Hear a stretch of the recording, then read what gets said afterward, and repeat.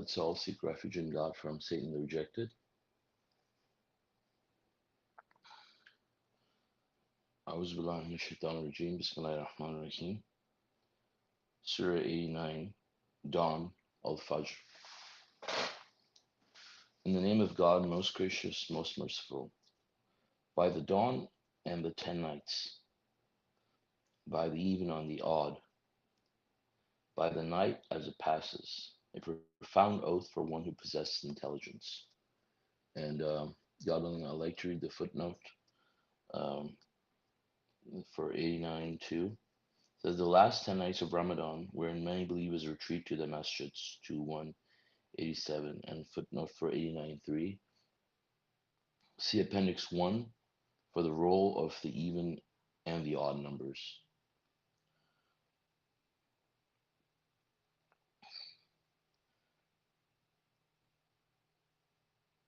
Okay, so God willing, I will continue reading, and then we can come back to these verses.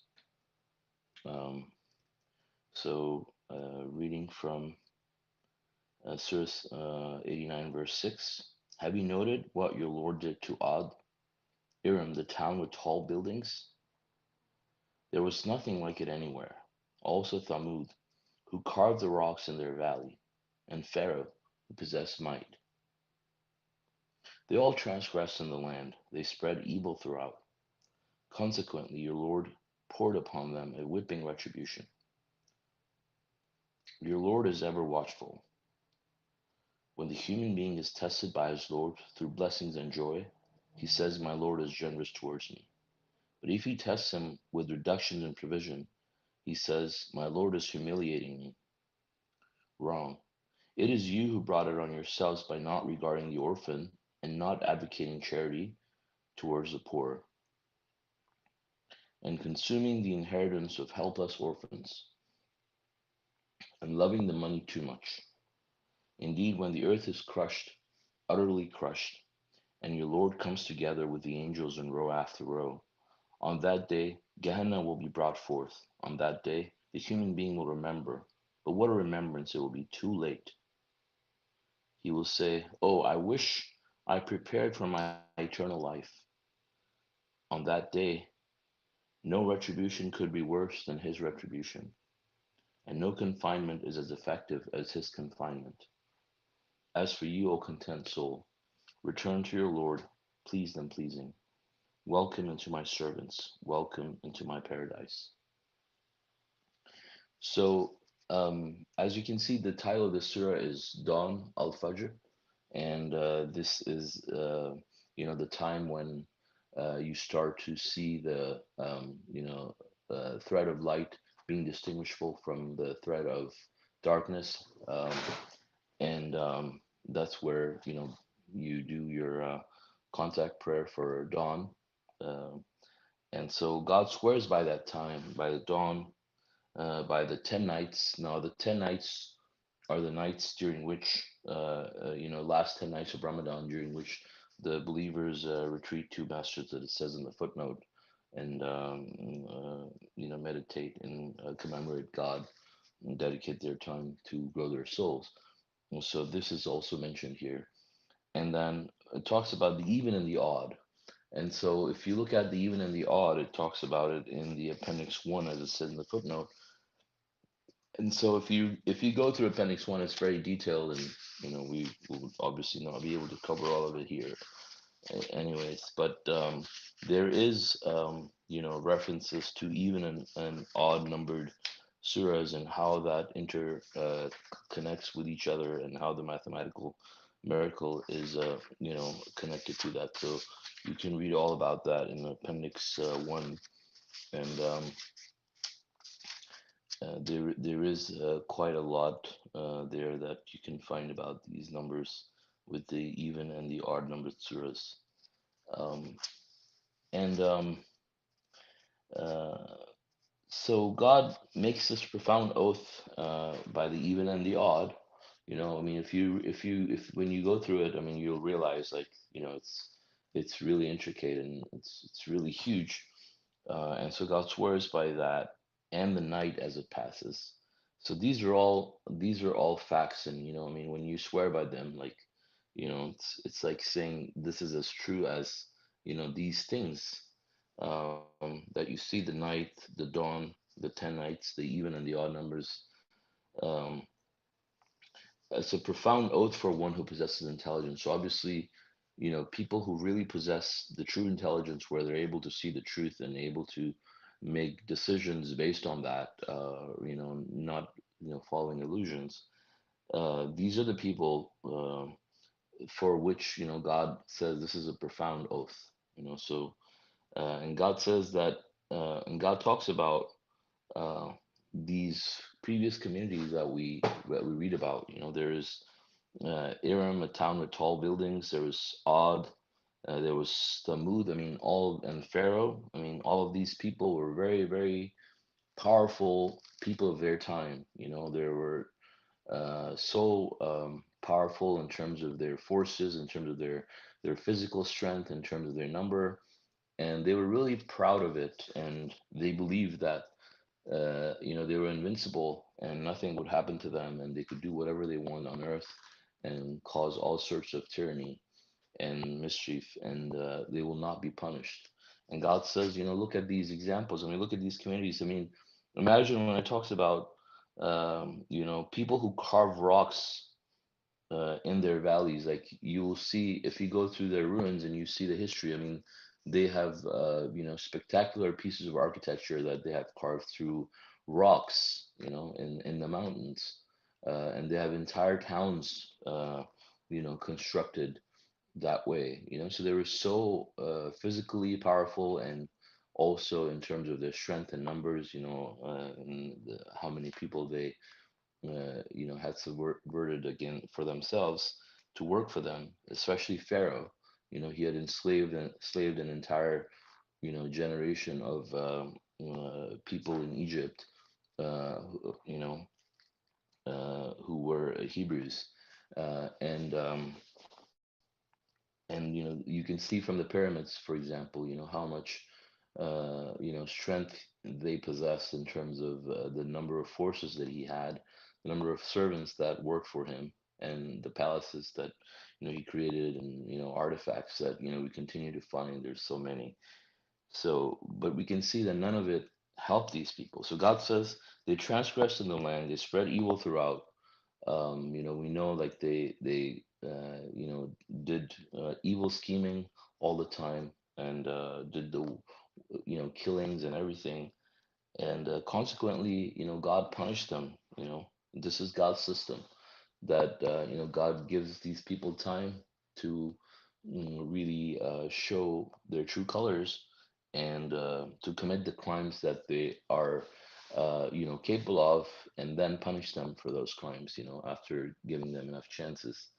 And so, uh, so obviously we see that, you know, it talks about God testing people, right? So verses, 15 and 16 is talking about these people being tested by God through blessings and joy, you know, and then they're being tested through reduction in provisions. Now, when the people are tested with blessings and joy, I mean, they're happy. They don't have a clue that they're being tested. You know, they think the God is just blessing them with joy and happiness, and you know, God is being generous towards them, and that's it. You know, and then, when, you know, He tests them with reduction in provisions, they blame God, and they think that God is humiliating them. You know, and but in reality, this is a test that, you know, God is testing us with, to see how we respond.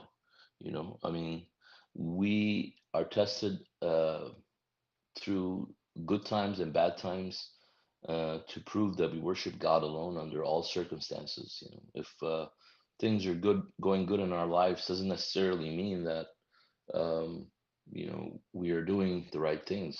You know, especially when we are new to submission. I mean, we will go through something that, you know, the Master of the Covenant has described as admissions test, and you know, this is the time when you're tested severely through, you know, good and bad, you know, ups and downs, um, thoroughly to test, under all situations, whether you worship God alone. So, of course, we cannot, you and I cannot undermine the difficulty and the complexity of such a test, designed by God.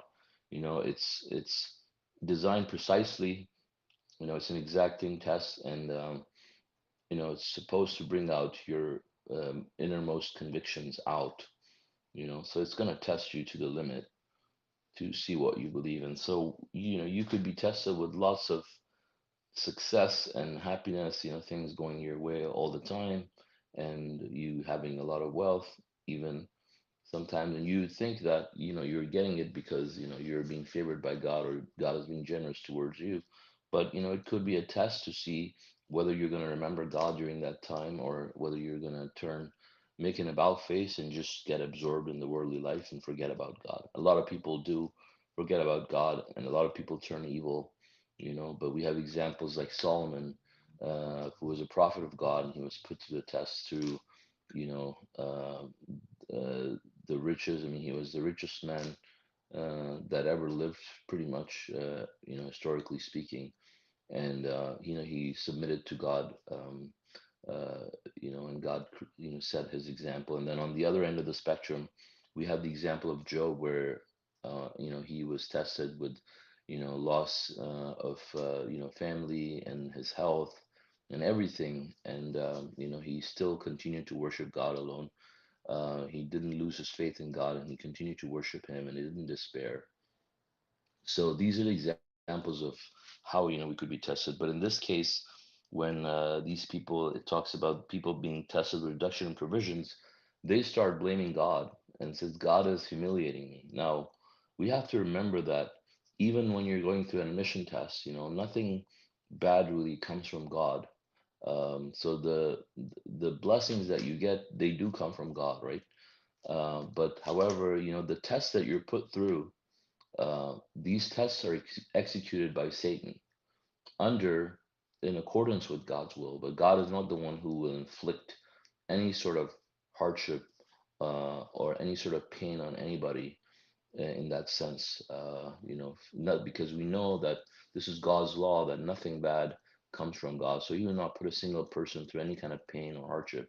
So basically, if you want to visualize it, I mean, like for example, the example of Job, for example, so Satan makes a claim, and he claims about people that if you if this person is worshiping you because you have given him all this blessing and stuff, and I can bet you that if not in the literal sense, but I can assure you that if you remove these blessings from him, that he's gonna turn against you, and he's gonna blame you and all that stuff and question you.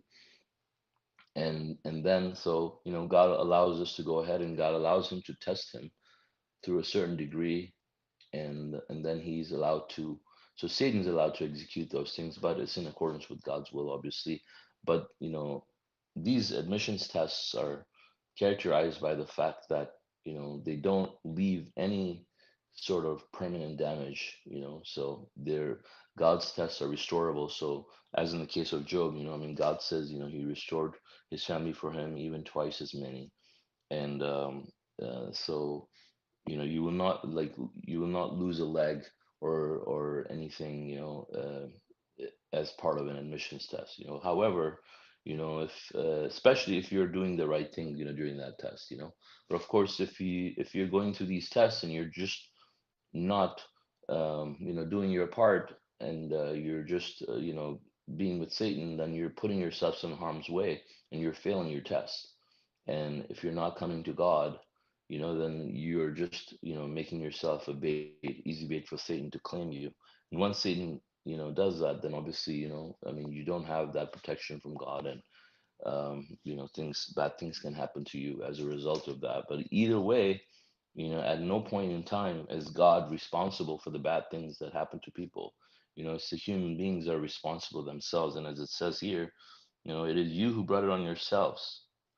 It is you who brought it on yourselves by, and not regarding the orphans. So we have to regard orphans, I mean, why do we have to do that? Because, I mean, these are, extremely vulnerable, um, people. Being a child, is very difficult when you don't have your parents. When you don't even have one parent. Being a child, I mean, you're deprived of a lot. And so it is the society. It is our like moral obligation and religious too that we read in the Quran, that we look after these people. I mean, we make sure that they have everything they need, and they're cared for and loved, and that they get the security that they need as children to grow up as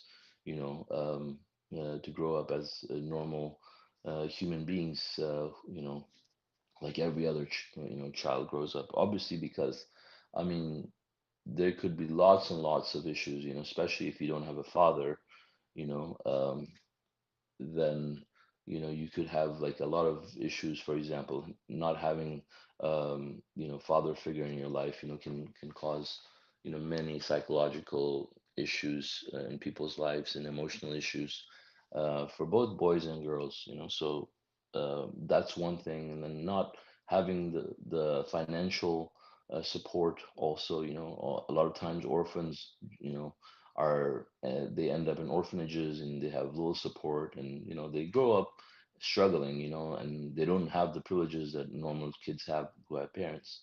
And so they're needy members of the society, and so we have to do our part. This is one way we are tested through, by helping these people, right? So if you don't, then and you're going to use that money for other things, then it is going to be something that will come back to bite you and hurt you. And so they're the ones who brought it on themselves by not regarding the orphans, um, and then by not advocating charity towards the poor. So obviously, not just the orphans. Obviously, any person who is poor. I mean, we have to see if we can, give our charity, towards these people. And we know we have our obligatory charity, the zakat, that we have to give every time we receive a paycheck, of about 2.5%. But that doesn't mean that, we just limit our charity 2.5%. I mean, we can still, try to go beyond that, and give some more, if we have extra leftover money, excess, which God calls it. I mean, we should try to give to charity from that as well, and help the poor people. And of course, then it talks about consuming the inheritance of helpless orphans. Now, this is really a disgrace, but this is something that we see clearly happening a lot in today's society. As difficult as it is to imagine, but the human being is so greedy, and it says he loves the money too much, right? That when it comes to money, I mean, people forget about everything, and people can be very cruel and mean because they love money so much they don't care how they get that money. I mean, they just want to get that money by stepping on the other person, and taking from their rights and stealing from people. People steal a lot. And and so this is an example. I mean, when people are given properties, when someone dies in their family, for example, and there's either a will left. Sometimes people will actually change the will, or just go against the will, and get the property that they want, by hook or by crook. And this is very common, and we see that happening a lot. Um, so these are the things that the human being does. But obviously, these are the people that don't believe in God truly. I mean, what they're doing is they're just showing with their action that they don't really believe in the hereafter. So such a person cannot be a person of God, or a submitter, or a believer for sure, because they're only thinking about this worldly life, and they're not thinking about the hereafter, because they don't believe in it. And so God says, indeed, when the earth is crushed, That's the time when the human being will realize like what he did to himself. I mean, obviously right now when we are here, we cannot see our soul, we cannot see the real the in the physical dimension, like what our soul looks like, and we cannot feel the pain that your soul might be in. But once once we leave this body, I mean, that's when everything will start, to make sense. And somebody who's living this kind of life, I mean, they might be really well off in terms of material success in this world, but when they leave their bodies, I mean, they'll know that, maybe their soul is in the negative or the size of a cat or something like that, right? And they're in pain and starvation. Their soul is really so weak and ugly. So I mean, those are the people. Obviously, they're not going to make it, and they're going to go to hell, unfortunately. And that's the time that these people will have the regret and the remorse, and it's going to be unlike any other, because it's going to be permanent, it's going to be eternal, and their confinement's going to be eternal. It's like, I mean, imagine like if someone puts you, you get a life sentence in prison, right? I mean, even that will not be comparable, because you're not going to get nearly the kind of treatment that anybody's going to get in hell, right? So it's worse than anything anyone has ever seen or it could imagine. And on the contrary, in contrast, people who live their lives and dedicate their lives to serving God, God, will welcome them. God, as it says here, uh, as for you, O content soul, return to your Lord, pleased and pleasing. So definitely they will be pleased, and because they have pleased God, with how they have lived an exemplary life, and they have steadfastly persevered through all of these tests, and put their trust in God always, and help the poor, help the needy, help the orphans, not just look after themselves and being selfish about and greedy, but they also helped other people, and they gave to charity. Obviously, when we do these things, we're not really helping other people, we're helping ourselves. I mean, as far as we're concerned, it's not us really, it is our hereafter that we're working towards. So it shows our belief and conviction in God through action, and that's what we want. We don't want to offer lip service and lip service to show to other people, for example, because God knows what's in our hearts. And so we have to show it by action, by doing the things that can prove. And obviously, you have to have the intention behind it when you give to charity. You can't give to charity, for example, to get praise and to show off. That's why God says, anonymous charity is better, right? But you give to charity to prove that you believe in the hereafter, and then you're working towards that goal, and the money that you're spending is going towards your salvation and for your hereafter. So you can't look at it as something that you lost, or something you could have used to buy this and that, obviously. And you should do it in a cheerful manner, because you know that this is going towards your post-retirement account. uh, and so, mm, I mean, these people will be welcome to paradise. I mean, we want to be one of those people that God welcomes and says, "Welcome into my servants, welcome to my paradise." So, God willing, I'll continue reading Surah 90. This is the town Al Balad. In the name of God, most gracious, most merciful. I solemnly swear by this town, the town where you live, the begetting and the begotten. We created the human being to work hard to redeem himself.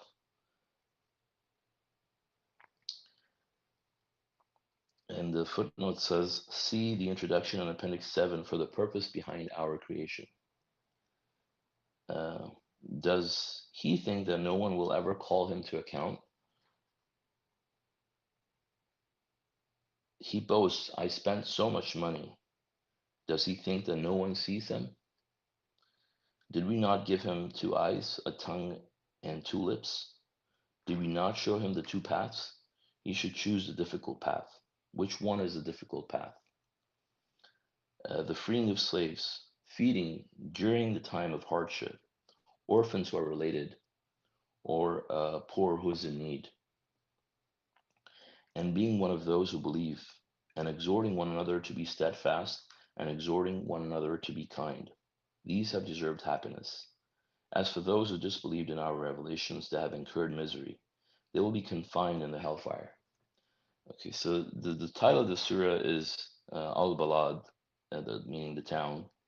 And so it's, I mean, swearing by the town where you live. I assume this could be Muhammad's town, or any town where you live when the Quran is speaking to you, right? Um, but it says, "I swear by this town, the town where you live, the begetting and the begotten." So we know that uh, you know the begetting and the begotten is anything that can have offsprings, is begetting, and anything that uh, is the offspring is the begotten, so like for example, people having children, they're begetting, and those children, they're the begotten. So we can see that. I mean, this is the process, the cycle of life that God has created, in how he continues to send new souls into this world. uh, so God says we created and so God is swearing by all of these things to tell us what, that he has created the human being to work hard, uh, to redeem himself. I mean, this is the part that I think we all forget, is this life is not just peaches and cream if you really want to make it with God. That's what we thought initially when we came before we came here.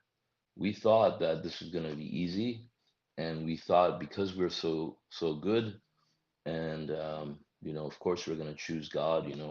We thought we were very smart, so of course we were egotistical, and we did not understand that the the test is way too difficult. And I mean, we can get an idea of that, is that by just knowing that every human being who ever came to this earth, or who will come till the end of the world. I mean, there's billions and billions of people. Sorry, there's billions and billions of people who are going to come, right? And all of these people really were convinced that they're going to choose God when they are sent to this planet, and they will choose God, and they'll go to paradise, right? I mean, you can see that now. Well, God says, first of all, most of the people don't believe in God, and most of those who do believe in God do not do so without committing idol worship. And you can see that there's so many people who are worshiping idols, and they're 100% certain that they're going to paradise, because like, some of them were saved by Jesus, in their imagination, and some of them will be saved by Muhammad, and some of them will be saved by their relatives, somebody who memorized Quran and whatnot, and all that stuff, right? But aside from all of that, there's people that uh, don't believe in anything. And so, but these were the people that before they came to this world, I mean, they were convinced that they're going to choose God, they're going to worship God alone, the test is going to be so easy. But of course, we know that Satan has so many tricks up his sleeve, and this test is designed in such a manner that it's really going to be the minority of the minority who's going to make it. So this shows, the egotistical nature of the human beings, and how ignorant we were, thinking that we're gonna make it. Um, but the reality is, and we thought we were gonna make it, and it's gonna be easy. Most people think it's gonna be easy, and even we see that. Uh, Unfortunately, we see that people who even become submitters, they think that it's gonna be easy. I mean, this is not going to be easy because it says we create a human being to work hard to redeem himself, and people think that they abuse 262 and 569, for example. So those who believe, those who are Jewish Christians and the converts, anyone who believes in God, believes in the last day and leads a righteous life, will have nothing to fear, nor will they grieve. Right now, that's true, right? But however, that's the minimum requirement. And even in that minimum requirement, if you really look at it, worshiping God means that you don't associate any idols with God, which is the biggest thing, the hardest thing for anybody to do in the true sense of the word. Of course, you can say, I believe in God alone and I don't believe in Muhammad or Jesus or anybody. But then living that life where, God is your God throughout the day, and then leading a righteous life by not doing the sins that people commit, and then believing in the hereafter, truly believing in the hereafter in itself, are three very big responsibilities, or heavy tasks to carry on your whole life without making mistakes. And on top of that, I mean, you have Satan, coming to all different angles and being a crybaby, and making all sorts of claims, and scheming and tricks and all of that, right? And with all the distractions in this world and everything else that we're tested through. So the bottom line is that it's gonna be hard, and so for anybody to make it, they will have to really work hard. You know, if people think that they're just gonna breeze through this life, they just have to follow the minimum requirements, do their contact prayers, give to charity, and just be a good person. I mean, they're gonna be surprised. I mean, it's gonna be very difficult. But especially if you really are serious about this life, and I mean, in terms of being a submitter, you want to get the highest ranks because they're permanent, right? So you want to be one of those people who goes through the most difficult path, you know, and to get the most credit, in terms of feeding during the time of hardship, and freeing of slaves. And slavery, as we know, does not exist, but we still have people living in similar circumstances that we can help, and helping the poor, helping the orphans who are in need, and as it says, being one of those who believe, and exhort one another to be steadfast, and exhort one another to be kind. Um, I mean, this is also very important because exhorting one another to be steadfast is, something that uh, could be very difficult to carry out sometimes, because it might make you unpopular among certain groups. For example, if they don't want to be steadfast, and they want to do things the wrong way, you will look like the bad person, and they'll make you look like the bad person. and and yeah, I mean, that's going to happen for sure. For a believer, I mean, people are going to cast you out, or blame you for countless things. But you have to be steadfast, and at the same time, you have to not be steadfast yourself. You have to exhort other people to be the same way. So these are not just ordinary people. For most people, uh, they're just they could give to charity when things are good, but when things are bad, most people will just turn away, and just be like really conservative with their money. But the true believers, I mean, people who are really you know um, trying to get the highest ranks with God, I mean, they will be the ones that will try to push themselves harder, and even in the bad times they're going through. Obviously, we have to not neglect our part, and we still have to be somewhat you know moderate in terms of how we spend money, and when we give to charity. But we can still help people when we are going through tough times ourselves. I mean, just sparing a little bit. I mean, if you're already going through tough times, just sparing a little bit here and there for other people is not going to drastically change your circumstances anyways, right? And but you know that the rewards that you will get in exchange for these types of sacrifices, in a way, are gonna be worthwhile for our eternal salvation, right? So we have to be these people that exhort other people to be steadfast. So we just don't want to be. We can't just say, for example, that it's the messenger's job to like exhort people. No, it's your job also to exhort one another. I mean, we have to help one another. We have to advocate righteousness and forbid evil amongst ourselves. And that's why God says we have to force ourselves to be with the believers, so we can help each other in that way. If you don't, then you're not doing it right. And God says these are the people who have deserved happiness, right? I mean, as we know, happiness is something that money cannot buy, really, right?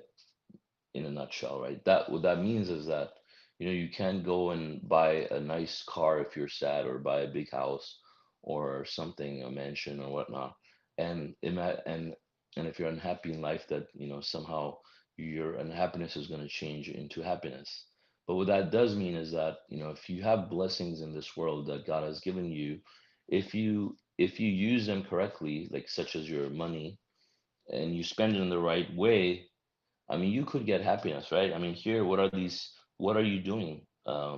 You're helping the orphans, you're helping the poor, you're exhorting one another to be steadfast and kind. And God says they have deserved happiness because they're not using that money to show out, to bring out their evilness. They're using that money to do good. So if you do good, obviously, you lead a righteous life, God promises happiness for people who submit to God. So even if you're blessed with money or anything, if you use it in the right way, you can be happy in this world, right? And of course, people have lots of money in this world and they're unhappy because they don't use that money in the right way, in terms of using it to help people, and poor people and orphans and all that stuff. I mean, a lot of people do, of course, but of course, your intentions matter as well. You have to do these things while believing in God. If first of all, many people do it for fame and, like, their image and all that stuff, right? To show off. And then the people who don't do it for that reason, I mean, they might be idol worshippers, for example, and stuff like that. So they're not going to get anything out of their, work. But if you truly believe in God alone and you do these righteous things, then God promises us happiness. I mean, this is His promise, and we know that God always keeps His promises. And God says, as for those who disbelieved in our revelations, they have incurred misery, they will be confined in the hellfire. So the other alternative, obviously, is something that none of us would want for ourselves, which is, eternal misery. And, we want to be one of those people who will be pleased and welcomed by God to paradise. So, let's all remember that this life, we have to try our best, and we have to give it our utmost, that we can, to be the submitter that will be proud of in the day of judgment, and we'll get a rank that we are happy and satisfied with, and we will not have any regrets, God willing. So with this, I will end, and if you guys have any comments or questions, feel free. Thank you. Yeah, sure, brother. Allah, it was really beautiful. Praise God. Inshallah, thank you.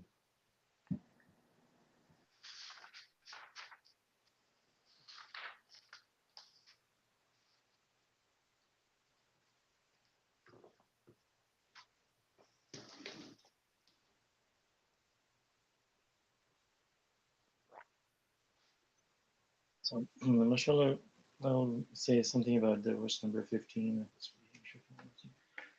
God says, orphans who are related. And God uses the word related. I mean, what a blessing that in itself, that is that, giving money to somebody else, you feel like, you know, you feel that pain why I'm giving. But here you have a relative, your cousin, your brother, or someone in your family has passed away, and then their children, they have become orphan. So God is making it easy for the believers that give it to your relative, kids. They need money, and we can pretty much every family, we all have someone has passed away and they have kids. Pretty much everywhere you find someone's cousin or brother or distant relative will have passed away, and then this is what a good opportunity that is to give it to your own family and to seek the reward, and, and not even giving to somebody else. And we have no idea how much blessing that is to feed orphans, because they're helpless.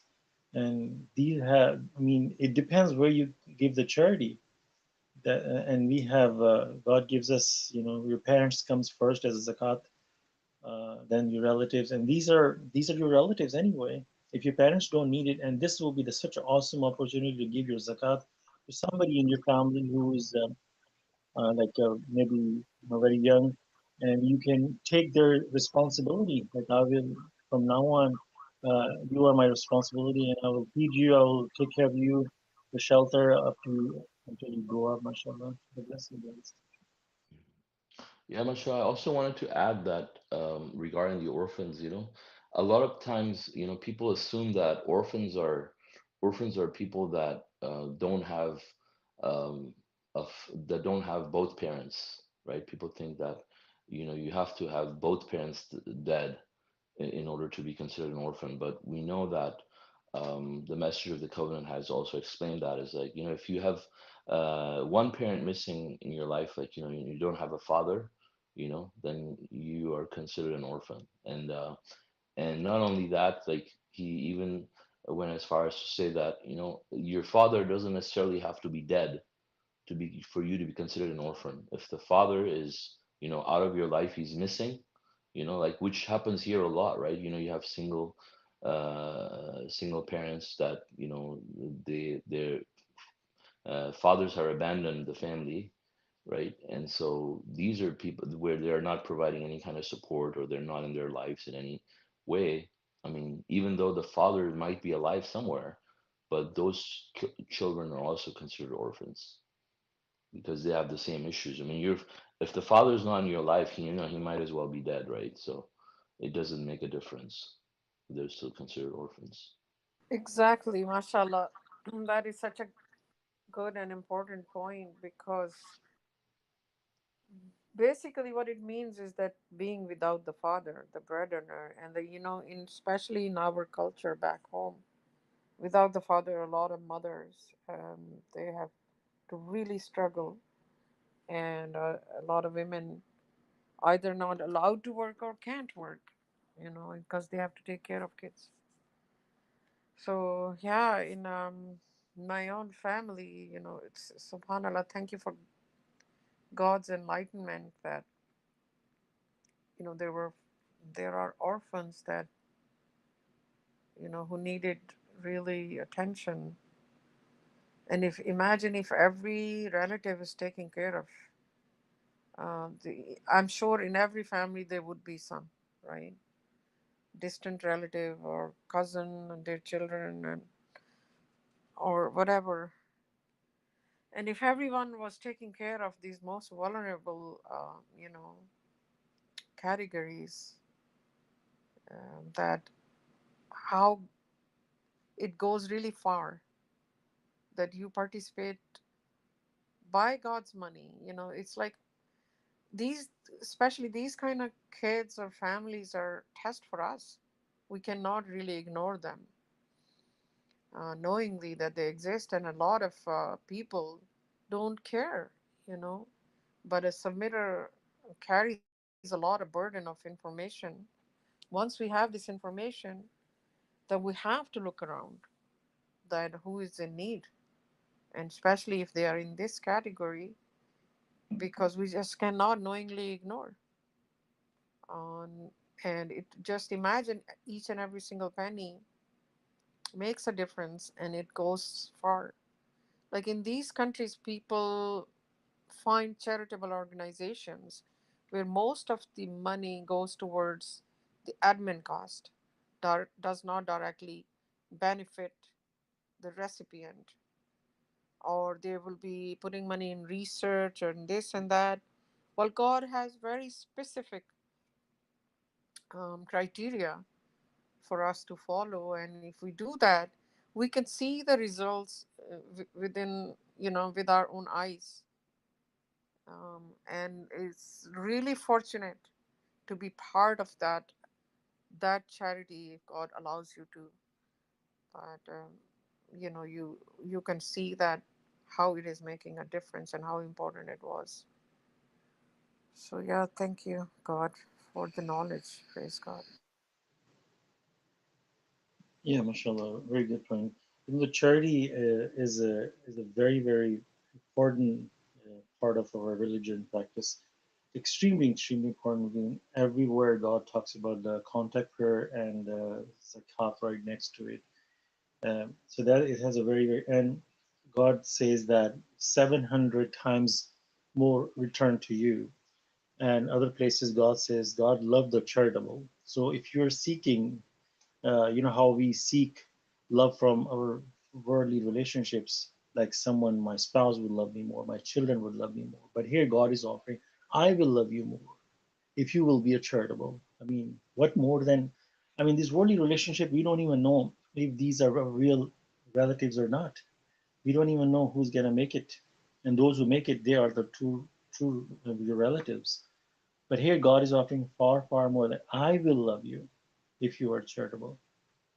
And when you buy something, we always try to find a bargain. Like we want to spend less and get more. You you know Whether your house or car, our goal is to spend less and get more. But here, you give charity, you feed somebody for one meal, maybe you give $10 to somebody. That person gonna be fed for maybe for that day, but your soul gets fed. God knows how many centuries in heaven will be fed from just that one meal. God will multiply how many times your soul will be fed for how many years in heaven for each penny we spend. I mean, is there any better bargain than that? That you spend just a little bit of money and your return is massive, massive, massive. Mashallah. Thank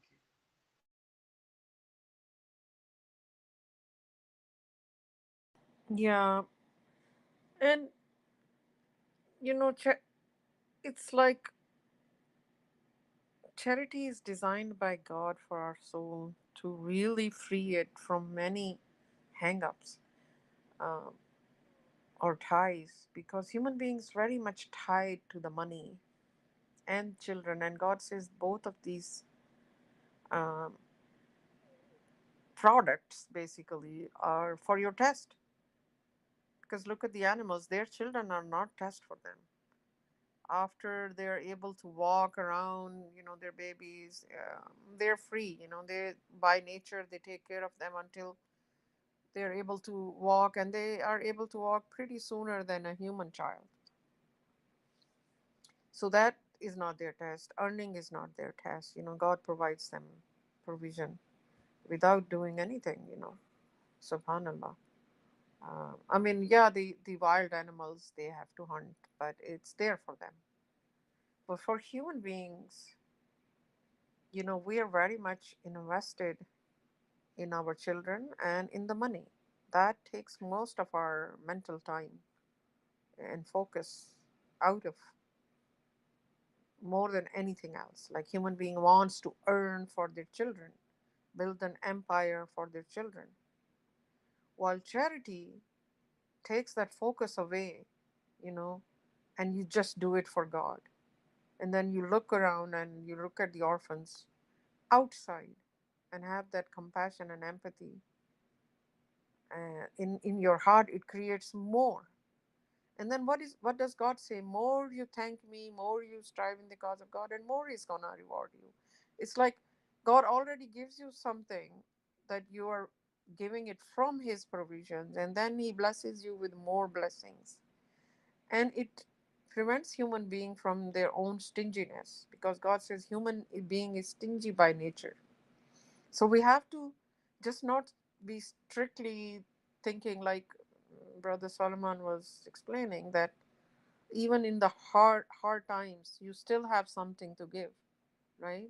Because there could be always another one who is still looking up for that money or that little something. So especially during the hard times, charity could way more than somebody who's very rich and very generously giving, but it still doesn't even put a dent in their savings or their wealth. But those who are already have limited, and their hearts are still open, that could weigh so much more for their soul and benefit their soul, way more than somebody who has a lot. So we have to really, the charity is the biggest, and the actually, if you think about it, is the easiest tool to earn credits. Yeah, that's it for now. I have a question to Suleiman. Uh, he said that the definition of orphan is actually not literally all the time, but sometimes it also defines the children who has been abandoned by their father. Uh, did you reason this by yourself, or is Dr. Khalifa's it's based on Dr. Khalifa's talks and writings? Yeah, I mean, the Messenger of the Covenant explains it. So, but it makes sense to me because, like I said, I mean, if your father's not there, whether he's dead or alive, it's not going to make a difference. If he's not there, he's not supporting the child, he's not there for him in any way. I mean, it's the same thing. But yeah, the Messenger of the Covenant talks about it exactly. Okay, thanks. You're welcome. Yeah, that's a mashallah, very good point. I mean, if your father is alive but he doesn't support you, or maybe your father is handicapped, can't work in that, or like sick in some sense, and or doesn't have any job. Maybe all these categories. If the target is the child is not being fed for any reason, not taken care of, then it's probably fall into that orphan category. Well, no, I mean, if you have the father in your life Yeah, and he I doesn't was have about to work, say. that's not a orphan, Yeah, that's because your father's still there for you. I yeah. mean, he's still But there, he cannot like provide. Maybe he's handicapped. well, If then it he's just doesn't then they're impact just in the a poor category. Oh, okay. Then they're just poor Poor people. category. yeah, Oh, Yeah, okay. yeah. that comes Thank you. under a needy family, right? It's still a family, but it literally becomes the same as if the father is not there, he has abandoned his children and family, and they're being raised without father. Basically, they're orphans. Orphan literally doesn't mean the person is dead, right? You have been without father, and that entitles you like an orphan, right? Because a bread earner isn't there. It could be very different, like let's say, in these countries, a mom, she's single, but she is on a very, good earning job. Obviously, they don't need money, right? They are still orphan, but they are not orphan in need. So not every orphan would be in need, right? But those who are needy orphans, and especially God says relatives, or the orphan, so that is the closest category that we already know these people, they're related. And that's where our first priority should go for charity. God, there is a zakat, and then there is a charity. And zakat has its categories.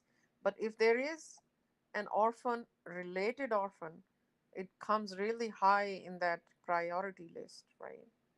So we have to always go by that priority list. Sometimes people feel very comfortable giving it to somebody who's close to them, right? very dear to them, even there that there are needier relatives in the family than that person.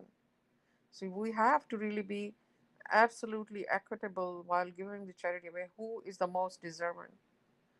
And definitely the orphan children and orphan who are related to you are very high in that category.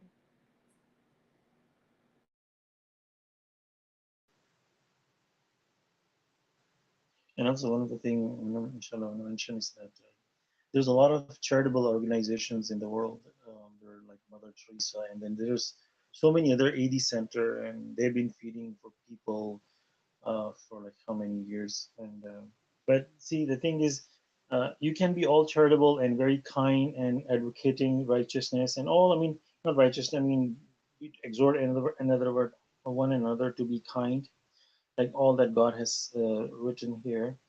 Exhort one another to be kind and work hard and all that. So you can be all that. And somebody may ask questions. So this person is going to heaven. Well, that falls into, do you worship God alone? That is the first criteria. If that is not fulfilled, that you only submit to God alone, then no matter how kind you are, how much charitable you are, you're feeding the whole world, that doesn't matter anything.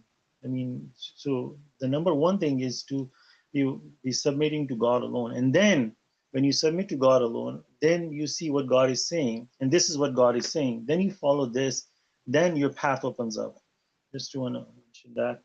And also when God says that to work hard, when you come into submission, obviously, God says we have tested people before you, and God says in many places that surely He will test you, and tests can be very exacting test, and it will really literally shake your soul, where God wants to know that are you serious about this position that you're applying for.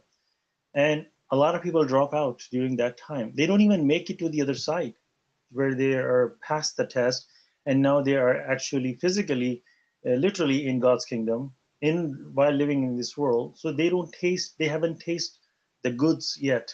They haven't tasted the fruit yet. So they drop out way before that.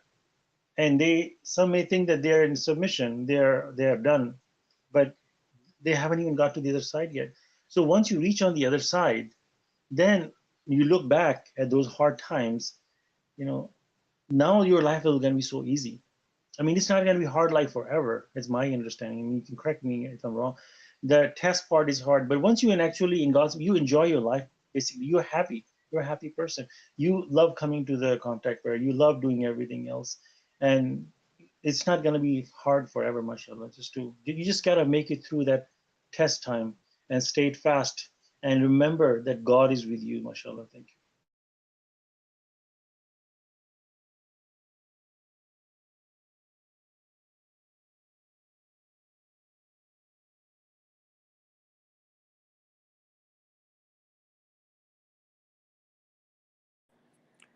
God's system is perfect, mashallah. This is what every, you know, if really Muslims were really Muslims, they would have been doing this. I mean, I'm sure a lot of people are charitable in every religion, but following God's commandments is, puts you have peace of mind that your money is going to the absolutely right way because God has told you to do so. Otherwise, there's so many choices, this organization or that charitable organization. But here you make a difference in somebody's life directly with God's provisions. I mean, you make the decision, you choose, subhanAllah, according to God's commandment. It's God's provisions already written for them through whatever means, right? But you get to earn the credit, subhanAllah. God has already decided. But because you chose God's commandment, you get that credit. And the rest is like that money already was from God, entitled for them. But just following God's commandment, praise be to God, you earn your share. And that's where your money is going in the right direction, subhanAllah. Praise be to God. I mean, just imagine if you have given a choice to choose between two people who you want to be. Like one person is extremely charitable, very kind and everything, but does idol worship, and the other person is not charitable, doesn't do any righteous work. I'm not meant to say not kind or anything, but this person is seriously submit to God alone. Just I know a person who submits to God alone will change his life. But which one would you choose? Because God says that God has forbidden heaven for those who does idol worship. That's a plain simple law. So no matter how kind you are, you know the destination would be hell. Even though this person is charitable and kind and everything. But this other side, this person loves God and submit to God alone, but doesn't do charity or anything. He has far more chance because God's another place. God says He may forgive you other sins, but if you do idol worship, He will not forgive you. So in that sense, I mean, it's so critical to make sure that we are submitting and we are making sure we don't do idol worship.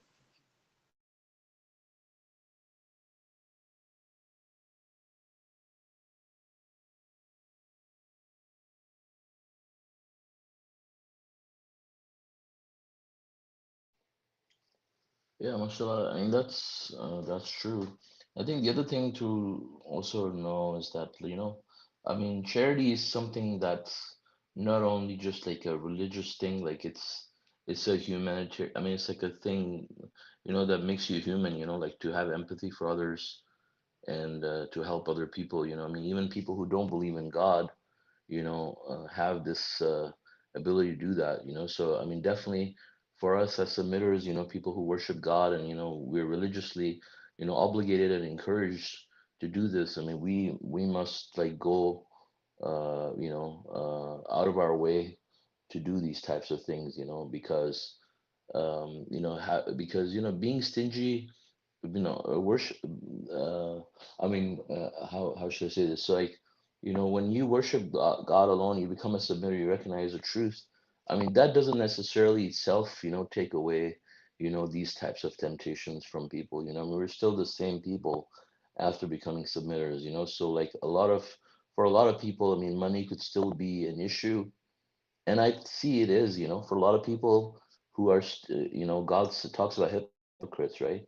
And God says like, they're stingy. One of the signs of a hypocrite is that they will be stingy. So it's a quality of a believer to be not stingy. And so to kill that, we have to go out of our way, like when we see someone like, too needy, or see a situation where we should try to overcome that natural stinginess.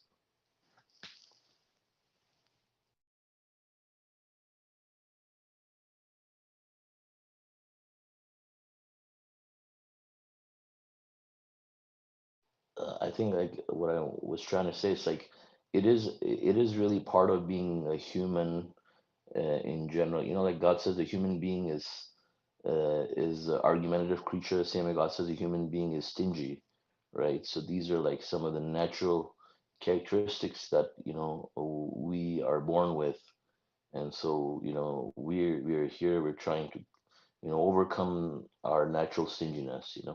I mean, if you look in the Quran, I mean, the with stinginess, this also comes natural, the word natural. So it's like something we have to, fight.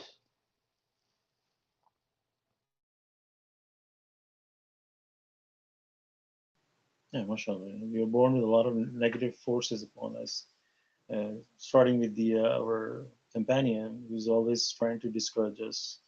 You know how when you like want to do something, you want to go to school or do something, and then how one of your family member is always going to object. Oh no, you cannot do that, or they're going to discourage you. They're always negative talks and everything, instead of trying to make you, Mm. motivate you, they're going to discourage Yeah, you. that's And a the very good companion is point. like Yeah. that too. Mm. Yeah, and then many other forces upon us, like controlling anger. So another big one is the ego.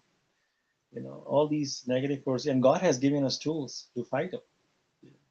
It's easy when somebody angers us, and easy to say something bad, and that makes our heart feel so good right after that. If somebody yell at you, you yell it back, and it so feels good. Now you're relaxed, but you kind of have disobeyed God. You traded something very less valuable and you Yeah, let go of the gold. yeah.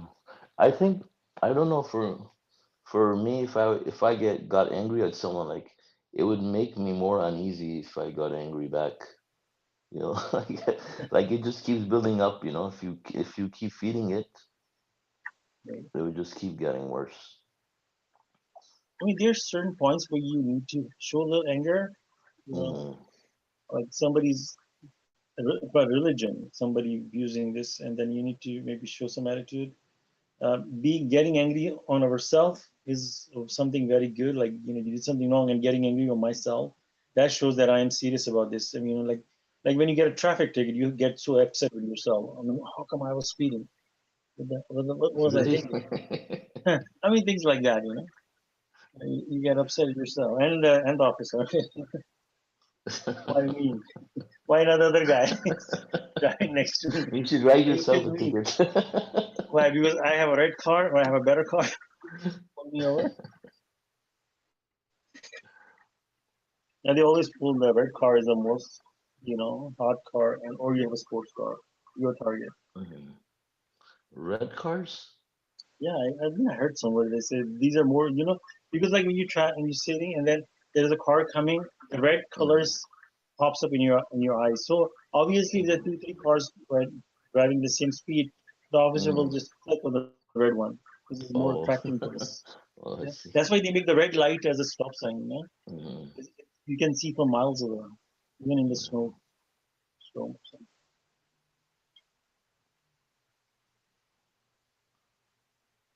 Yeah, I never had red cars, so I've been lucky dodging the cops. and we're like, why didn't you get a car? Because I don't want a ticket. I have a submitter that drives so fast all the time, Mhm, and he's complaining that he got so many tickets now. One more ticket, and he's gonna be, the license will be taken away.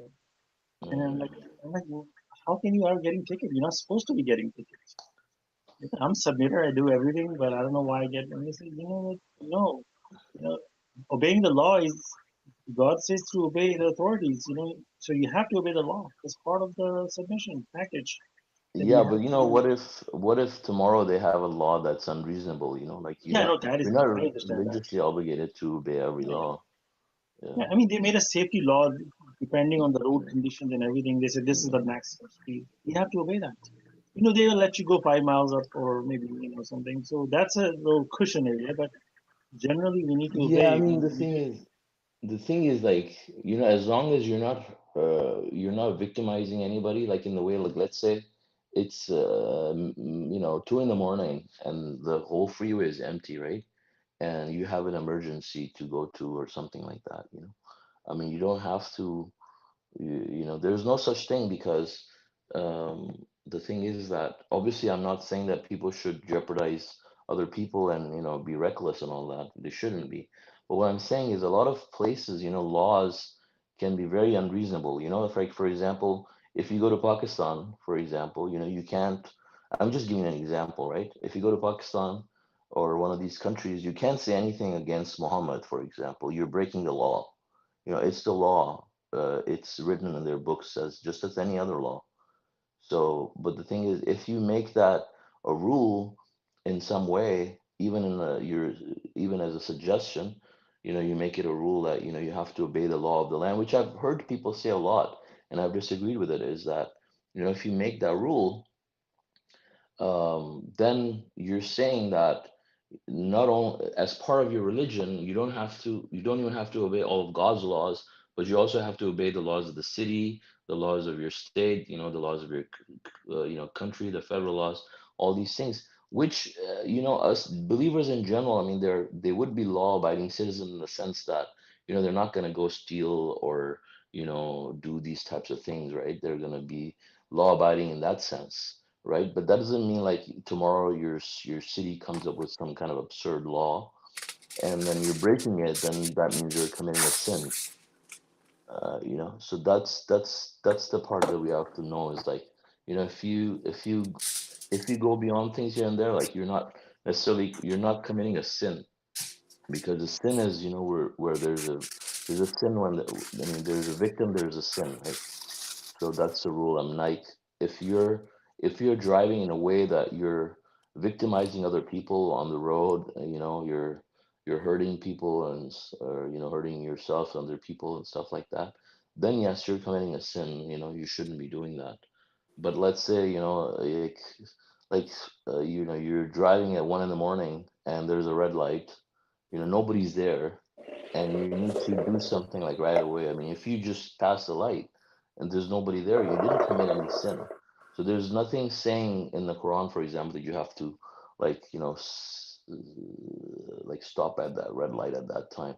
But of course, you have to be reasonable. You have to watch out. Like, if you're gonna cross, like, obviously if there's people and stuff like that, I mean, you don't want to hit the other person. I'm just giving an example. But we just have to use our common sense, like, in those situations. Like, for example, in some cities, I mean, we went through that a lot in the past when we talked about, like, copyright stuff with the Quran and all that, how people were, abusing it and stuff, and saying that you're, breaking the law and all that kind of stuff when we were doing that. And so, like, this allowed me to look at, like, different laws and some of the most absurd laws in different parts of the world, and, like, you realize that there's many laws that can be very unreasonable, and some of them could even directly go against Quran too, at times, right? So, I mean, we can't it it would somehow, it would definitely make the religion difficult, if there was such a thing, like, you'd have to obey the Quranic laws and every traffic law and every other law. Like, you're driving on the freeway, you have to go 65, and if you went 85, you're committing a sin, for example. So that would be like adding a whole bunch of laws into your religion without knowing. I That's, think that's what it. I'm saying. I don't think anybody thinks that that would be a sin breaking the law, which No, is. people do think that. I mean, when we went over the copyright stuff, people do think that you're committing a Oh, sin. okay, okay. Yeah, yeah. But I don't know about US, Solomon. The red light signals here have a hidden camera everywhere in Canada, so I wouldn't be doing that. Oh, in America too, they have, but So the thing do is, not give ideas to people, all right? no, I mean, here they have too, but they used to have this thing in the past where if you would cross a red light, they'll take a photograph and send you a Yeah, we ticket. have that photograph from Oh, that well, has happened well, look. already to somebody I know. Oh, it happened in the past I year. really am careful about that. I don't want to have Yeah, any yeah, tickets. I get a lot of tickets, mashallah. parking tickets anyway. Yeah, no, that's great. But Yeah, no, in the U.S., yeah, it's not a sin. I don't yeah, think. in the U.S., what happened was, they still have those cameras, but somehow, like, the way they implemented this whole thing, like, it wasn't financially feasible for them to continue the program. So now we have all the cameras, but they're pretty much, like, abandoned. They They're even very flash and abandoned. stuff. Yeah, they even flash and stuff, but you don't get tickets Mm. sometimes. No, the ticket comes at your home with the picture, so you can't Right. even Right. deny, Yeah. man. Oh my God. Yeah. Yeah, Here my the only daughter was only driving pic. my car, and she got the ticket, but I had to go to Okay. the court to Yeah. contest it because it's the owner who's in trouble. I don't dare to cross the light. Yeah. Here the only camera tickets that you get is that when you drive, like, those, paid freeways. If you drive on those without your ticket, without your sticker. Yeah, but that's not a ticket. Actually, they send you the bill. That No, you here all. they give you a fine. Like, if you Oh, don't have, you the have to buy a permit. monthly membership, to ride on those. So here we have like either you get like the discount, you have a regular going there, then people Mm, buy that permit and it's on their dash because it scans it. And if you mm, are infrequently going to that particular highway, which is mm-hmm, for speedy and it's a toll highway, mm-hmm. then it's like per visit. You just get the bill at home, but Right. don't Yeah, I mean, find that's good. that. Yeah. Yeah, that's good. Here, if you if you're going like there's two kinds, right? There's the toll freeways where you pay like $5, cash, and if you don't have it, you just go through it, then you get a $50 bill or something, right? And then you have the express, like fast track lanes where you have a fast track membership. So if you don't have that membership and you drive those, then you get like a Mm. 70, $80 fine, Oh, because yeah, with the picture. Yeah. right. No, we have like special speedy highways where you can choose to go from that highway instead of the regular highway. Hmm. And that is like obviously very specially built and very, Hmm. fast lane. The speed limit is even higher and all that. So because to from one end of the city to the other, you won't be stuck in traffic jams and all that. So Hmm. that's where either people have monthly passes, so they get a discount than daily commuter who will just pay one time Hmm. every time. Right. Yeah. One time, one interesting story I have about speeding is that one time I was really late for my Friday prayer, and I was driving over 100 miles an hour, Oh my and a cop pulled me over, and then, I here if you drive over 100, you can just get arrested, and I didn't even know that. And I was going driving from work, and then he told me, he's like, "Did you know you could get arrested?" I was like, "Oh my God." And he was just nice guy. Like, praise be to God. I mean, God was controlling everything. I mean, every time I got pulled over in the past, no matter like how nice I was or whatever, like most 99% of the time I would get the ticket, right, in the past. But this time when I got pulled over and I was driving over 100, the guy just simply let me go. He's like, "No, it's okay, just God. go." You know? Thank God this is a Yeah, something miracle. similar to that happened to me too. Subhanallah, I was going Yeah, for, subhanAllah. yeah, I was the same exactly. Subhanallah, it was just amazing. But it was nothing less than a miracle. It's like somebody Mm, blinded this cop's eye. He stopped me, subhanAllah. Yeah, and I remember his my nuts and registration had expired too. yeah, that's And what he I was was. My registration was expired. I had no insurance or car, oh and my I God. was See going how kind of God desperate. helps you. Oh, it was like I was ready, and the guy said your documents and everything.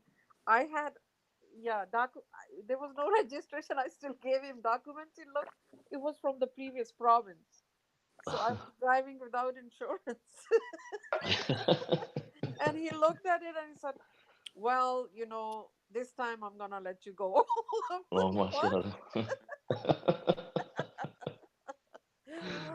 Oh, subhanallah, when you see God's signs like that, Yeah, subhanAllah. I almost cried. My heart just sank because Mm, a huge ticket would have been waiting for me. mm, For That's many amazing. violations, not just one, mhm. altogether. Yeah, subhanAllah. Yeah, similar, exactly same situation I went through, subhanAllah. Yeah. Yeah, Yeah, that these are shows signs us of that, God. God controls everything. Even that reminds me of that audio where the messenger talks about, God is running everything, where he says, when you cross a red light and you realize there was a cop there, did you did you say, thank God, you made you know, the So cop go fun. blind, you know? Yeah. Oh, yeah. Yeah, Exactly. subhanAllah. Or when you're driving and you see the red light and it turns green for you, Yeah, you say, praise exactly. God. Yeah, Mm-hmm. subhanAllah. Literally, sometime for Juma, you're getting stuck in the traffic and you pray to God, please, God, otherwise I'll be late for Juma. Make this traffic, you know, disperse. And it happens. Yeah, All you have to do subhanAllah. is ask God with all your heart. Mm, Put trust in God and don't be subhanAllah. panicked, and God will do it. Praise God. Yeah, my pet peeves are like, I try, I'm not imposing to anybody. I just mean that even though I drive at nighttime and nighttime there's nobody on the road, and I will not cross any light and stop sign out. I mean, these are my pet peeves that I just try to do the rules by regulation. And the last ticket that I got was 1998. It's like 22 years, single ticket, single violation. Communities of So that's blessing very God. nice. But even though at nighttime, I just follow the rules, so I don't care. Mm, There's, I mean, sometimes I go the country road outside of the city, and I will drive like 30, 40 miles in this small town, and there's like one light, and there's nobody there. I'll stand there by myself. I say, I'm not gonna cross it. mm. Praise God. Yeah, I mean that good. That's good. I mean that works. Especially like when you're living in a town where it's not like things are close by and stuff, and you're not pressed on time, and a lot of times, but you could have different circumstances at different times. Like, it's good Yeah, to, if it's I an mean, you're not emergency, doing anything wrong, or yeah, but if you did pass it, decide to pass it for whatever reason, you wouldn't be, doing something like unchronic, for example, if you didn't victimize anybody in the process. That's all. Yeah, for sure. That those things are. I mean, mostly where you see the situation is like really, it's not, you're not committing actually crime against anyone or hurting. But if it is, like you just wanna cross the red light every time, you'll be in trouble, or you can put somebody in trouble, and or you're Yeah. speeding on a highway where other people can, taking those things would be taking an unnecessary risk. Hmm. But if it is, like you have to speed sometimes to catch up something, right? God will take care of it. That as long as you're careful, it's not out of control situation. That we have to judge by, Hmm. you know. Yeah, I mean, if you're a road warrior, you would know. Like me, I know that. We are road warriors. Road warriors for sure. So those are nasty people. I mean, I most tickets I got in US for speedy driving. Um, really, but then I played very innocent, and they would obviously I knew that this ticket is useless because I'm not coming to California to pay it. There's like 5 or 6 states I got different tickets for speeding Mhm, because long drive to some mhm. from BC to over there. I went for conferences. Used to go to Tucson or the 3 day driving or 2.5 day driving. I would get tired and then I'm like, okay, come on, let's pull it. Once I was coming back from Nevada roads, oh, amazing. Lots, speed limit was high. And I was still Mhm. going higher than that, 90 Yeah, they have a really high miles. speed limit there, yeah. Beautiful roads. Yeah, we don't Mhm. have roads like that in Canada, actually. Yeah, and So, there's nobody there, like there's no like yeah, buildings or anything, until you empty. actually reach Vegas, yeah. And then I saw lights way behind me coming, flashing. I said, "Oh, could that be me?"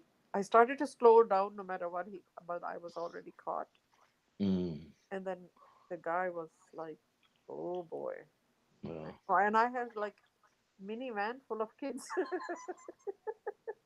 Yeah. He was very You know, mad I at me. It was good mhm. that he stopped me. It was like coming to dangerous point. I should not have done Yeah. that. God Yeah, I forbid. mean, yeah. I lived in, like, it depends, like, for example, where you live too. Like, for example, when I lived in LA, Mm, I mean, it's very difficult to avoid cops because they're just everywhere in certain areas. right. And, I mean, you have to drive a lot, and there's traffic and stuff, you have to really be careful with time and everything. And so, like, I had bought this new car, and I really liked, I mean, it was just like I wasn't used to it. Like, I would really speed and I wouldn't be able to tell how fast I was going. And so I got, like, in a very short span of time, I got enough tickets to almost nearly get my license, taken away at Oh, one point, just at one point, yeah. So then I got a good, like, reminder. radar detector, yeah. Oh, So So like it would tell me like from a very, it would start beeping, from a very long distance. Oh But yeah, consider, those radar detectors. yeah, yeah, the good Are ones, illegal. Oh, I know. yeah. Well, in the Everybody, U.S. they're legal. Yeah, everybody, like Yeah, Solomon yeah, is gets so many tickets, and US people. is so wild, man. yeah. Right? But thank God, now I don't even have a radar detector, but I don't Yeah. mm, speed as much, Me unless me it's, too, yeah. because like I felt like that was a reminder from God that this guy pulled me and made me realize I have little kids in the car. Mm-hmm. And those days I used to care for a couple of foster kids too, and I took them to the conference with me, my own kids and them two kids. They were like five children in the Mm-hmm. car. And what am I doing? I Yeah, the sole driver. I had to drive for 2.5 days all the way. yeah. So Hmm. Yeah, sometimes you also, yeah, go ahead. go ahead. Yeah, I was gonna say also, like a lot of times when you get a ticket, like it could be a consequence of something you could have done wrong too, Yeah. like for Yeah, example, it's always not intentional, right? of So like course. for example, one time I was going somewhere and like the cop just started following me. I was doing everything right, and then after a while, like I started getting nervous, and then like I forgot, and I started tailgating the person in front of me, and then he gave me a ticket, for tailgating. So, but like of course, we must be doing something wrong with other things, when Yeah, yeah, when yeah. these things happen, So Always. yeah, Every time I get a parking ticket, like parking ticket is the worst thing. yeah, And in my own street, there are days we have to switch the side, and I forget, and there is a $50 ticket in the morning, and first thing goes to my head is like, okay, what did I do wrong? I forget about that ticket, why I got that, and be angry. I get angry at myself that I will quickly do the inventory, that because when you get the pinch, it is very immediate after something you did wrong. So you start doing your inventory, like, oh my God, please God forgive me and guide me whatever I'm doing wrong.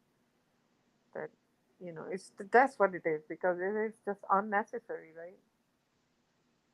Parking ticket is the worst. It definitely comes to you when you're out of God's kingdom, because messenger said, not even a ticket. He did say that.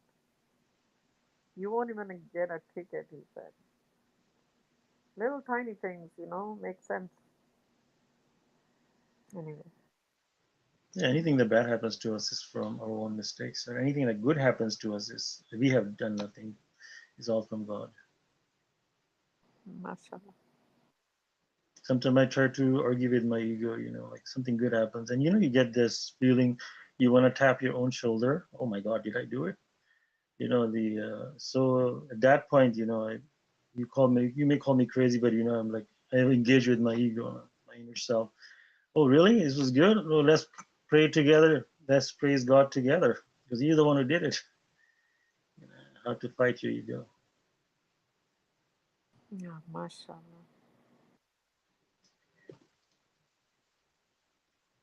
So I just want to talk. This is a quick topic about the before we go. Verse Surah 89, and where God's talking about as the Aram with the tall buildings and the carved the mountains and there are places in Turkey, and if you Google it, such a beautiful mountains, and they are carved, and they're such a beautiful houses inside these mountains. There are pictures on online. You can go and check. They're very nice. So these people, they in those times they used to carve. God gave them talent. As we know now, like different countries, God has talented different ethnicity with different things. Some people are smarter in one way. Japanese people are smarter in one way, and then you know they didn't do anything. It's God's given talent to them. Just like this Ad and Samud and all these people, they carve and they raise it, build those tall buildings. It was blessing from God that God has taught them all this stuff. They should have been grateful to God. And now we see that if you watch the movie Pocahontas, and it's a cartoon movie, and I mean, one of the things that I liked in that the story was that when this British man came to U.S. in America, and in those times, Red Indian times, and then he fell in love with this lady who's a Red Indian, and he says that in our country we have tall buildings, and she says, I want to see those buildings. I said, no. What he says is so amazing. He says, we're going to build it here. You don't have to go there. And they did prove it. The white people, they look at old 80s, 70s, they build high rises buildings right here, and now they're everywhere. But these are God-given talents.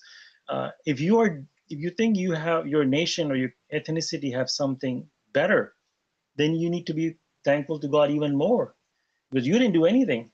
You were not chosen. Like how we sometimes discriminate between different color and other ethnicities. I mean, what did you do to born in certain family or in rich family or some thing you think they're better? We didn't do. We don't even choose our own parents. God is the one choosing. So whatever the blessing God has given us, we didn't do anything. And we should never look down upon any other ethnicity and think that I am better than them. We should be instead thankful to God for teaching us so that. Thank you, Michelle.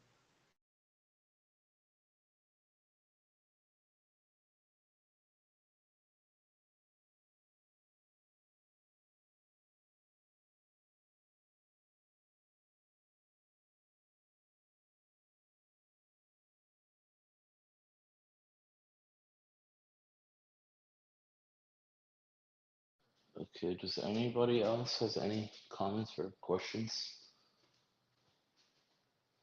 I guess if not, then God willing, we can conclude our study for today.